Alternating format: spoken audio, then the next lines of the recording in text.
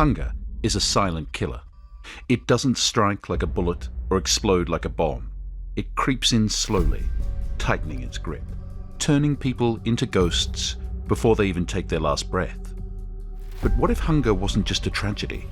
What if it was a weapon? In the early 1930s, millions of Ukrainians suffered a fate so cruel, so calculated, that even today, the full horror of what happened remains a subject of debate. Entire villages vanished. Parents were forced to make impossible choices, and the world looked away. This is a chilling story of Holodomor, Stalin's war on Ukraine. Before famine turned Ukraine into a land of death, it was something else entirely, a nation of rich soil, golden wheat fields, and proud people. A land where tradition, language, and culture ran deep, passed down from one generation to the next. Ukraine had its own identity, its own soul, but that soul was about to be crushed under the weight of a brutal regime that saw it as a threat. For centuries, Ukraine had been caught between empires, but after World War I, it finally had a chance to break free. In 1918, Ukraine declared itself independent, hoping to carve out its own future. It was a fierce, bloody struggle, but for a brief moment, freedom seemed possible. Then the Soviet Union came. By 1921, after years of war, Ukraine was forced into Soviet rule. The dream of independence was shattered. But the spirit of the Ukrainian people did not break. Farmers, writers, teachers, and community leaders, those who had carried the heart of Ukraine, refused to submit. They held onto their traditions, their land, and their language, something Joseph Stalin could not allow. To him, Ukraine was not just another Soviet republic, it was a problem, a place filled with people who would never truly bow to Moscow. At first, Stalin and his government played a different game. In the 1920s, they allowed Ukrainianization, a policy that encouraged the use of the Ukrainian language in schools, books, and government offices. It was meant to win over the people, to make them believe they had a place in the Soviet system, but this was a lie, a carefully set trap. Because even as Ukrainian culture flourished on the surface, Stalin was watching, studying. He saw the growing pride, the strong sense of identity, and the resistance to full Soviet control. He saw the farmers who refused to abandon their land, the intellectuals who refused to be silenced, and he decided that this had to end. Ukraine would not be allowed to stand on its own. The policies that once encouraged Ukrainian culture would be reversed. A darker plan was already taking shape, one that would not just break Ukraine's independence, but starve it out of existence. The warning signs were there. Few saw them for what they really were. Fewer could still have imagined what was coming next. But the trap had already been set, and soon Ukraine would pay the price.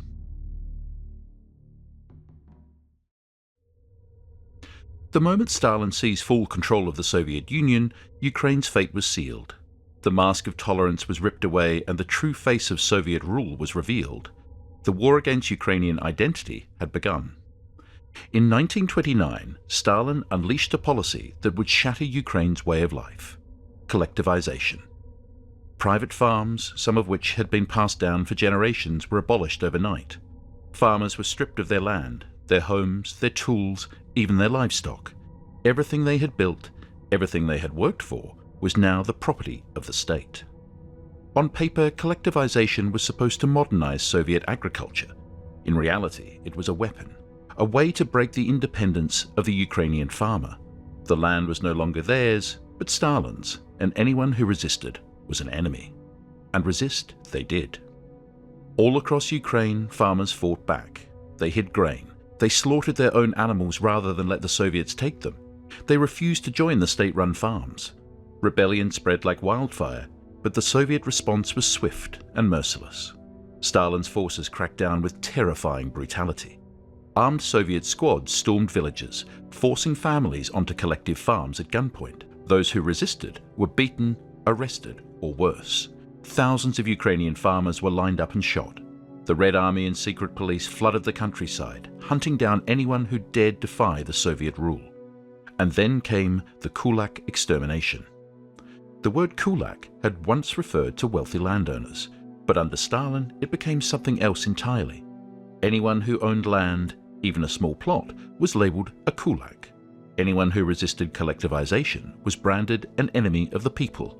Stalin turned neighbour against neighbour, using propaganda to spread fear and suspicion. Informants were everywhere. A whispered accusation, a false report, and entire families were taken into the night, never to be seen again. What happened to the Kulaks was nothing short of a purge. Millions were arrested, deported, or executed. Packed onto cattle trains with no food or water, families were sent to the frozen wastelands of Siberia, where most would die of starvation and exhaustion. Others were simply lined up and shot. Their homes were emptied, their lands seized. But Stalin was not satisfied. Destroying the farmers was not enough. He wanted to erase Ukrainian identity itself. Writers, teachers, and community leaders, anyone who carried the spirit of Ukraine, were arrested in waves. The very people who had once been encouraged to promote Ukrainian culture were now labelled traitors. The prisons overflowed, the firing squads worked day and night. By 1932, Ukraine was on its knees. The farmers were broken, the intellectuals silenced, the resistance crushed. But Stalin's war was far from over. The next phase would not just punish Ukraine, it would starve it. Ukraine was the Soviet Union's breadbasket. Its fields stretched endlessly, overflowing with golden wheat that had fed generations. But now Stalin would turn that abundance into a weapon. He set impossible grain quotas for Ukraine, higher than anywhere else in the USSR. The demands were cruel, far beyond what the land could produce. Even if the harvest had been plentiful, there was no way to meet these numbers. But Stalin did not care. He wasn't just demanding grain, he was demanding obedience. And when the quotas were not met, punishment followed. Soviet squads, armed and ruthless, descended upon Ukrainian villages. They took everything, not just the grain that had been harvested, but the very seeds meant for planting. They emptied storehouses, ransacked homes, dug through walls and floors in search of hidden food. They took livestock, slaughtering the animals that had once sustained families. They even stole dried fruit, vegetables, and anything that could be eaten. Nothing was left behind. The people of Ukraine were being systematically starved. But Stalin wanted more than just famine, he wanted total control. In August 1932, the law of 5 stalks of grain was passed. On the surface, it seemed absurd. Anyone caught taking even 5 stalks of wheat from a collective farm could be arrested, imprisoned, or executed. 5 stalks of wheat, barely enough to fill a single hand, became a death sentence. Children were caught picking leftover grains from the fields and shot. Desperate mothers who tried to take a handful of potatoes from state storage were dragged away and never seen again. Fathers trying to feed their starving families were executed for stealing socialist property. But the worst was yet to come. As starvation spread, Ukrainians tried to flee. Families packed what little they had and set off in search of food. They boarded trains, hoping to escape to cities and other regions where food might be available. They walked along the roads searching for a place where the famine had not yet reached. But Stalin had planned for this too. In January 1933, internal passports were introduced. For the first time, Soviet citizens needed official government permission to travel. But for the Ukrainian peasantry, these documents were denied. Train stations were heavily guarded, with NKVD officers stationed at every exit. Villages were sealed off. No one was allowed to leave. People who tried to escape were caught and sent back to their starving homes. Those who resisted were executed. The borders of Ukraine became invisible walls, trapping millions inside a slow, agonizing death sentence. The hunger spread like wildfire. Bodies began to appear along the roads, curled up in ditches, their hands still clutched around empty stomachs. Parents watched their children wither away, powerless to stop it.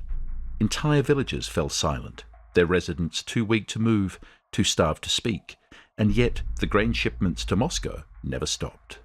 The Soviet Union had turned Ukraine into a land of famine, not by accident, but by design, and the worst was still to come. By the winter of 1932-33, Ukraine was no longer a country of villages and wheat fields. It was a graveyard, a place where silence replaced laughter, where the wind carried nothing but the sound of the dying. The famine had taken root, and now it was devouring everything.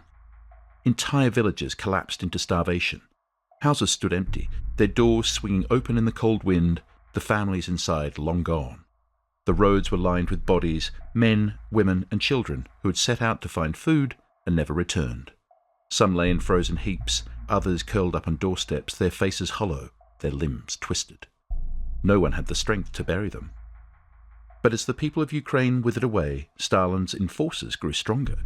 Communist brigades swept through the countryside, searching for any hidden food. They did not just confiscate grain, they hunted for it.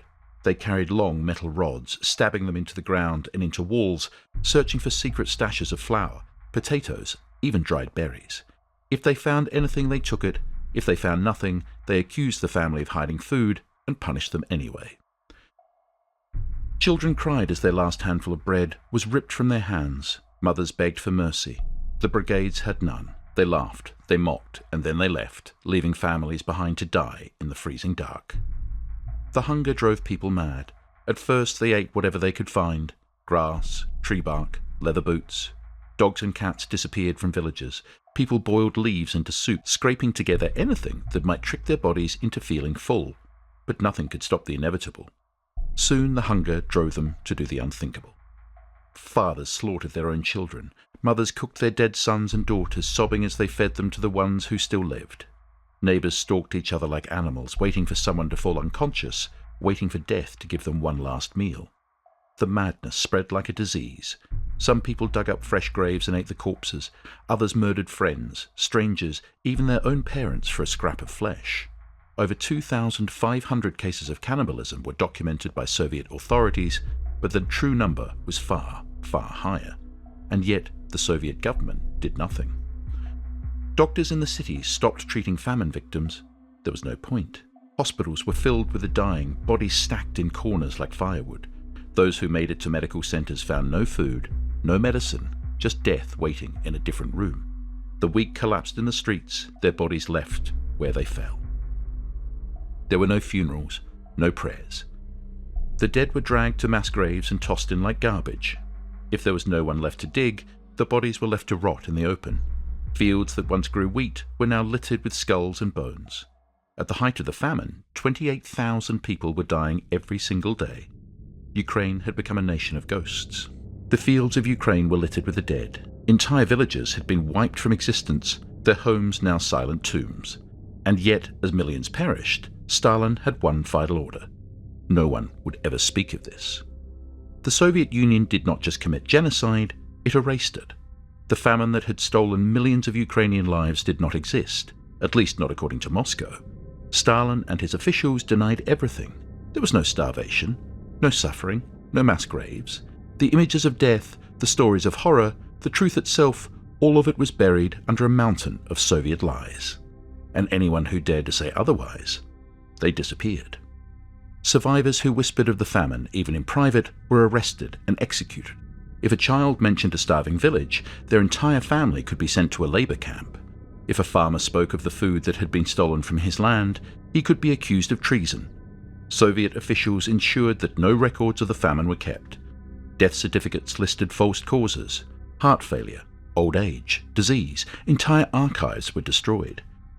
The truth was wiped clean, as if the Holodomor had never happened at all. And the world believed the lies. Journalists stationed in the Soviet Union were given a choice: print what Stalin wanted or be expelled, or worse.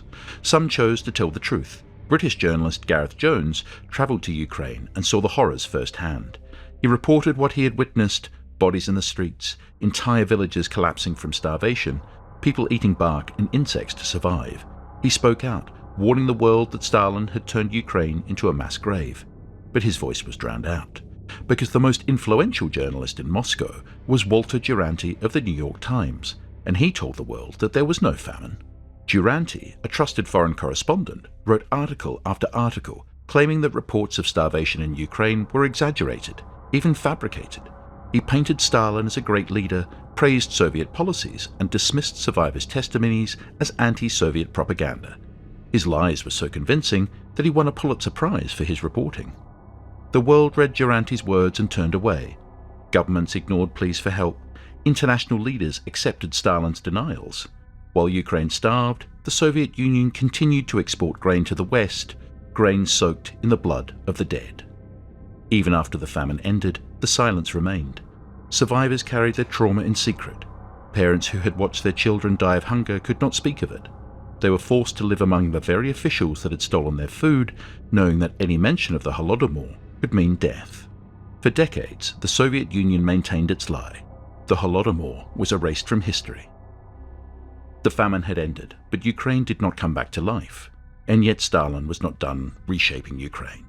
A new wave of destruction was coming. In the years after the famine, the Soviet government filled the empty villages not with returning Ukrainians, but with Russians.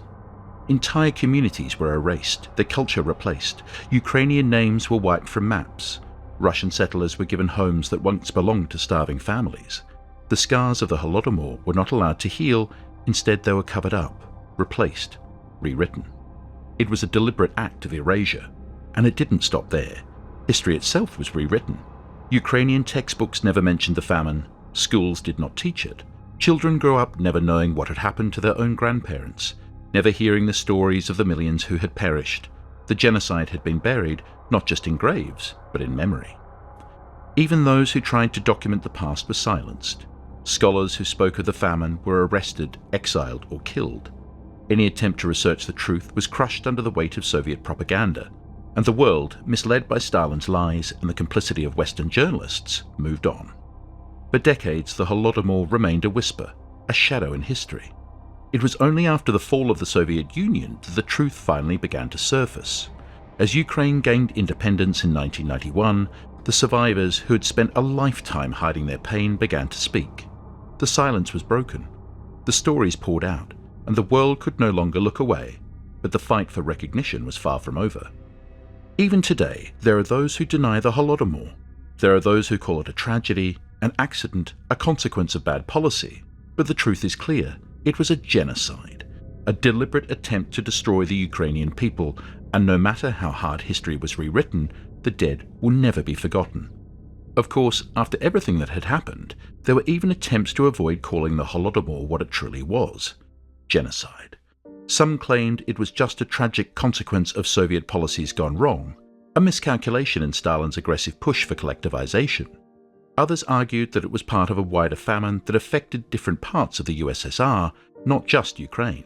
But these arguments fall apart under even the slightest scrutiny. According to the United Nations Convention on Genocide, genocide is defined as acts committed with intent to destroy, in whole or in part, a nation, ethnic, racial, or religious group. It does not require gas chambers or concentration camps. It can be done with bullets, with forced deportations, or with starvation. And in Ukraine, that is exactly what happened. The famine that ravaged Ukraine was not just a natural disaster or a case of bad agricultural policies. It was a deliberate act, a carefully calculated war against the Ukrainian people. Stalin and his government specifically targeted Ukraine. The borders of the Ukrainian Soviet Republic were sealed off, ensuring that no one could escape in search of food. Internal passports were introduced, restricting movement. People were trapped, locked inside their own villages, sentenced to death by hunger. And the most damning evidence? Ukraine had food. There was no shortage of grain in the country, yet Soviet authorities confiscated it all. While Ukrainians were starving to death in the streets, the Soviet Union continued to export millions of tons of grain to the West. It wasn't that there wasn't enough food, it was that Ukraine wasn't allowed to have it. And yet, even today, the truth is denied. Russia refuses to acknowledge the Holodomor as a genocide, insisting that the famine was merely a tragic chapter of Soviet history, nothing more. But Ukraine remembers. The survivors, the families of the lost, the historians who have spent decades uncovering the hidden truths, they all remember. The Holodomor was more than a famine. It was a war waged with hunger, a genocide carried out in silence, and a crime buried beneath decades of lies. But the truth has a way of breaking through. Today, 16 countries officially recognize the Holodomor as a genocide. As we close this chapter, we're left with a chilling reminder.